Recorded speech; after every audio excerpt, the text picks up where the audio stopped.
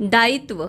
दीक्षा, कहाँ हो तुम? चिराग ने घर के अंदर प्रवेश करते ही अपनी पत्नी दीक्षा को आवाज लगाते हुए पूछा।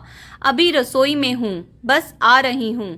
दीक्षा झटपट रसोई से निकल आई। दीक्षा, फटाफट बढ़िया सी चाय बनाकर पिला दो, बड़ा मन कर रहा है चाय पीने का। चिराग ने दुकान से आने के बाद कपड़े बदलते हुए कहा। बस अभी लाई बनाकर, आप तब तक मुंह हाथ धो लीजिए। दीक्षा फिर से रसोई में चली गई और जल्दी से चाय बना लाई और चाय की प्याली चिराग के हाथों में पकड़ाकर उसके चेहरे को निहारने लगी। क्या हुआ दीक्षा, कोई खास बात है जो मेरा चेहरा बार बार निहार रही हो? चिराग ने एक हाथ में चाय का कप और दूसरे हाथ में पकड़े मोबाइल पर आंखें गड़ाए हुए कहा। हाँ, मुझे तुमसे एक जरूरी बात करनी है। दीक्षा ने शांत और सरल शब्दों में कहा। हाँ कहो, मैं सुन रहा हूँ। जबकि अभी भी निगाहें मोबाइल पर ही टिकी पड़ी थी चिराग की। एक बात बताओ चिराग, तुमने क्या सोचा है? दीक्षा ने फिर से अपना प्रश्न उछालकर पति की ओर ताकते हुए पूछ ही लिया। किस बारे में? क्या सोचा है? चिराग ने मोबाइल में आंखों को गड़ाए गड़ाए ही कहा। अब ये भी भूल गए तुम मैं किस विषय में तुमसे बात कर रही हूँ, या फिर जानबूझकर बात को टाल रहे हो? दीक्षा ने कुछ चिढ़ते हुए कहा। उसके शब्दों में हल्का सा रोष झलक रहा था। वो बुदबुदाई, पता नहीं क्या है इनके मन में। यार दीक्षा, तुम्हारी यही आदत बहुत खराब है। ये जलेबी की तरह बातों को गोल गोल ना घुमाओ। मुझे सचमुच कुछ भी याद नहीं आ रहा कि तुम किस विषय में बात कर रही हो। चिराग ने सफाई देते हुए कहा। चिराग, अगर तुम्हें सचमुच कुछ भी याद नहीं है तो फिर चलो मैं बता ही दे रही हूँ। कल मेरे बड़े भैया भाभी की शादी की 50वीं सालगिरह है और तुम्हें ये भी पता ही है कि उन लोगों ने विशेष आग्रह करके हम लोगों को अपने घर बुलाया है। तो फिर वहाँ चलने के बारे में क्या सोचा है तुमने? दीक्षा खींचते हुए अपनी बात को स्पष्ट करते हुए बोली। अच्छा, तो वो बात, मैंने सोचा तुम कुछ और ही बात कर रही हो। चिराग जानबूझकर अनजान बनते हुए बोला। वैसे दीक्षा, तुम देख लो अपना, क्योंकि मेरा तो जाना अभी मुश्किल ही है। वैसे भी मुझे इन सब बातों के लिए दुकान से समय निकालना कुछ खास समझ में नहीं आता। दीक्षा रुआसी होकर बोली। चिराग, ये कैसी बातें कर रहे हो तुम? तुम्हारा उन लोगों के प्रति कोई भी दायित्व नहीं है? दीक्षा की आंखों में चिराग की ऐसी बेरुखी बातें सुनकर आंसू आ गए थे। यार दीक्षा, तुम्हारी ये बात बहुत ही खराब है। जब देखो तब रोने बैठ जाती हो और साथ ही साथ बहस भी करने लग जाती हो। प्लीज, मेरा मूड सही नहीं है, इसलिए बहस ना ही करो, वरना मेरे मुंह से बेमतलब का कुछ और निकल जाएगा। चिराग दीक्षा की बातों से भिनक कर एकदम से तिल मिलाते हुए बोला। चिराग, अब तुम्हारी बात मैं क्या ही करूं? तुम्हारा तो मूड हमेशा ही मेरे मायके जाने के नाम से खराब हो जाता है। जब से ब्याह कर आई हूं तब से ही ये सब देख सुन रही हूं। आज कोई नई बात थोड़े ना है जो तुम मान जाओगे। दीक्षा आज पूरी तरह से बहस के मूड में थी। उसके मायके में कोई छोटा मोटा फंक्शन तो था नहीं, उसके अपने सगे बड़े भाई और भाभी की गोल्डन जुबली का प्रोग्राम था और दीक्षा ठहरी तीनों भाइयों में सबसे छोटी और सबसे बेहद लाडली भी। इसीलिए भैया भाभी ने साफ साफ कह दिया था कि जब तक तुम दोनों लोग नहीं आओगे तब तक कोई भी कार्यक्रम आगे नहीं बढ़ेगा। दीक्षा के भतीजे और उसकी पत्नी ने भी बहुत जोर देकर बुआ को पहले से ही बुलाया था। तो पहले से ना सही, लेकिन कार्यक्रम वाले दिन तो जाना बनता ही है। लेकिन चिराग को कुछ समझ में ही नहीं आ रहा था, या फिर वो जानबूझकर समझना नहीं चाह रहा था।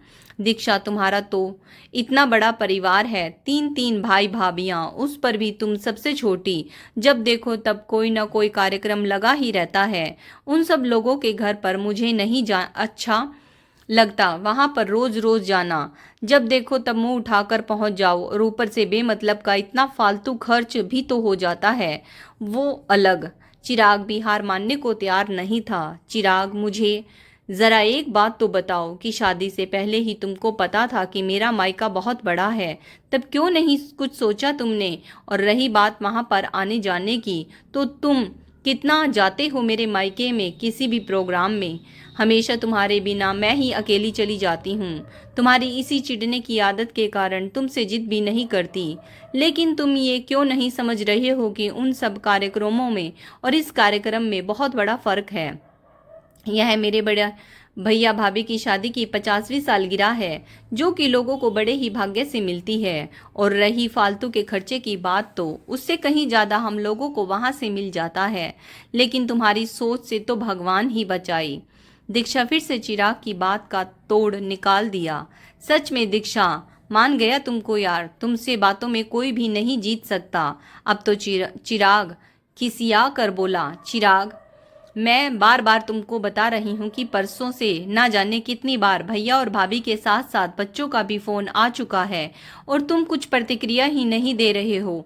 ऊपर से बेसिर पैर की बातों को तूल दे रहे हो। दीक्षा भी अब बहुत खिसिया चुकी थी, लेकिन आज उसने मन ही मन कुछ तय भी कर लिया था। दीक्षा के मायके का परिवार ईश्वर की कृपा से काफी भरा पूरा था। 3 बड़े भैया भाभी और एक बड़ी बहन, और उन सबका अपना अपना भी परिवार। सबकी लाडली और सबसे छोटी थी दीक्षा, तो उसको सबसे ज्यादा मुनहार करके बुलाया जाता। सभी लोग उसको जी जान से चाहते, क्योंकि उसका स्वभाव भाव बहुत ही मृदुल और विनम्र था। लेकिन चिराग को तो ससुराल जाने की बिल्कुल चाहत नहीं थी। जल्दी वहां पर जाने का नाम ही नहीं लेता, जबकि भैया भाभी बार बार चिराग से आने का आग्रह करते रहते। और यही जब चिराग के परिवार में कोई भी कार्यक्रम होता, तो वह महीनों पहले से ही दीक्षा को तैयारियां करने के लिए कहने लगता। और दीक्षा करती भी सब कुछ तन्मयता के साथ, दिल से। चिराग के भी अपने 3 भाई और 2 बहनें थी, लेकिन सभी लोग पुश्तैनी घर में ही रहते थे। सिर्फ चिराग ही अकेले बड़े शहर में दुकान के कारण बाहर रहता। चिराग दीक्षा को लेकर कई दिनों पहले ही घर पहुंच जाता। अच्छा तो दीक्षा को भी बहुत लगता सबके साथ मिलजुल कर, लेकिन सबको इस बात से बड़ी चिढ़ होती थी कि चिराग उसके मायके वालों के प्रति कभी भी सीरियस नहीं होता। परिवार में उसको क्या देना है, कितना देना है, सब कुछ चिराग खुद ही तय करता, जबकि दीक्षा खुद भी आगे बढ़कर अच्छे से अच्छा सबको लेती देती। लेकिन वही दीक्षा के मायके में कुछ भी खर्च करने के नाम पर ही चिराग हाथ खींच लेता। क्या करोगी वहां इतना सब कुछ देकर? उन लोगों के पास आखिर किस चीज की कमी है? तुम्हारा बस चले तो तुम अपने मायके वालों पर पता नहीं क्या क्या लुटा दो। चिराग की इतनी जली कटी बातें सुनकर दीक्षा अपना मन महसूस कर रह जाती। वैसे तो दीक्षा के भैया भाभी का खुद का अपना ही बहुत बड़ा परिवार था। बेटी दामाद, बेटा बहू, नातिन नाती, पोता पोती, लेकिन वो तो आज भी अपने भाइयों की दुलारी थी। बस इसीलिए उन दोनों का सम्मान और भी ज्यादा होता। चिराग, मैं कभी तुम्हारे घर वालों के प्रति किसी भी दायित्व से पीछे नहीं हटती, लेकिन आज सचमुच मुझको तुम्हारा व्यवहार बहुत ही बुरा लग रहा है। दीक्षा की आंखों में फिर से आंसू झिलमिलाने लगे। वो कोई पराए हैं जो तुम पीछे हटोगी? वो लोग इस घर के हैं, इस परिवार के हैं, मेरा खून का रिश्ता है उन लोगों के साथ। चिराग तमक कर बोला। चिराग, पराया तो मेरा मायका भी नहीं है, तो फिर तुम कोई भी दायित्व निभाने से पीछे क्यों हटते हो? मेरे भी खून के रिश्ते हैं मेरे मायके वालों के साथ। दीक्षा के सीने में चिराग के ये शब्द बिल्कुल कटार की तरह जाकर लगे। ओ, मैं भूल गई, शायद मेरा मायका तुम्हारे लिए पराया है। अकेले जवाई हो ना, इसीलिए कुछ ज्यादा होती है, वरना तो। अब तो दीक्षा भी गुस्सा कर बोली। उसने अपने वाक्य को अधूरा छोड़ दिया। अभी चिराग और दीक्षा की बात चल ही रही थी, तभी फिर से भाभी का फोन आ गया। दीक्षा जीजी, आप अभी तक निकली नहीं? सब लोग अपनी लाडली दीक्षा का बेसब्री से इंतजार कर रहे हैं। बस भाभी, मैं अभी निकल ही रही हूँ, दीक्षा आंसुओं को पीते हुए बोली। और जवाई राजा? भाभी ने हुलस कर पूछ ही लिया। भाभी, उनका मुझे पता नहीं, बस मैं आ रही हूँ। मैं इतना जानती हूँ, क्योंकि मैं अपने भैया भाभी के जीवन की खुशी के इतने खूबसूरत पलों को बिल्कुल भी नहीं खोना चाहती। दीक्षा मन ही मन निर्णय लेकर उठ खड़ी हुई। लेकिन जीजाजी क्यों नहीं? क्या इस बार भी वो नहीं आएंगे? भाभी के होठों पर सवाल था, क्योंकि वो चिराग के स्वभाव से अच्छी तरह से परिचित थी। भाभी उनकी वो जाने। दीक्षा फिर से एक बार चिढ़ते हुए चिराग की तरफ देखा। चलिए, कोई बात नहीं, आप अपना मन मत खराब करिए, आप जल्दी आइए जीजी। आपके भैया ने तो निर्णय कर लिया है, जब तक छुटकी नहीं आएगी तब तक कोई भी कार्यक्रम आगे नहीं बढ़ेगा। भाभी के ये शब्द बार बार दीक्षा के कानों में गूंज रहे थे। आज दीक्षा ने चिराग के सामने ही बैठे बैठे पूरी हिम्मत करके खुद ही कैब बुक कर ली और तैयारी में लग गई। चिराग सामने बैठे सब देखता रहा। महसूस तो वो कर ही रहा था अपनी गलती को, क्योंकि दीक्षा कुछ भी गलत नहीं कह रही थी। वो हमेशा उसके घर वालों के लिए पूर्ण रूप से समर्पित रहती है। कभी भी उसने चिराग का हाथ नहीं रोका उसके घर वालों पर कुछ भी खर्च करने के लिए, लेकिन वो तो हमेशा ही उसका और उसके मायके वालों का अपमान करने से नहीं चूका। कैब दरवाजे पर आ चुकी थी और दीक्षा अपना सामान लेकर जैसे ही निकलने लगी, तभी चिराग ने आकर दीक्षा का सामान अपने हाथों में पकड़ लिया। अब क्या है, क्या मुझको भी नहीं जाने दोगे? लेकिन आज मैं तुम्हारी एक भी नहीं मानूंगी। दीक्षा की आंखों में दुख के बादल मंडरा रहे थे।